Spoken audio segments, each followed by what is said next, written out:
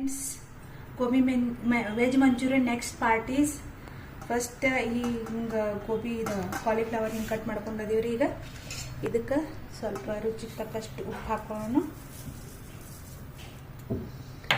ಉಪ್ಪು ನೋಡ್ಕೊಂಡು ಹಾಕ್ರಿ.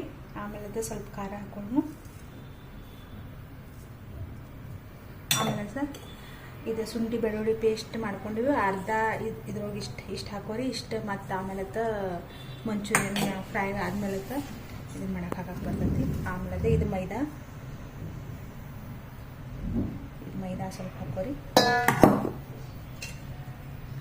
ಆಮೇಲೆ ಈಗ ಕಾರ್ನ್ಫ್ಲೋರ್ ಒಂದು ಎಷ್ಟು ನೀವು ಅಳತೆ ಇರ್ತಲ್ಲ, ಎಷ್ಟು ನೀವು ಕಾಲಿಫ್ಲವರ್ ತೊಗೊಂಡಿರ್ತಿರಲ್ಲ ಅದಕ್ಕೆ ನೋಡಿ ಅಳತೆ ಆಗೋಂಗೆ ಹಾಕಿ ಹಿಂಗೆ ಮಿಕ್ಸ್ ಮಾಡಿರಿ. ಯಾಕಂದ್ರೆ ಕ್ಯಾಬೇಜ್ ಸ್ವಲ್ಪ ನೀರು ಬಿಡ್ತಿರ್ತೈತಿ ಯಾವಾಗಾರ.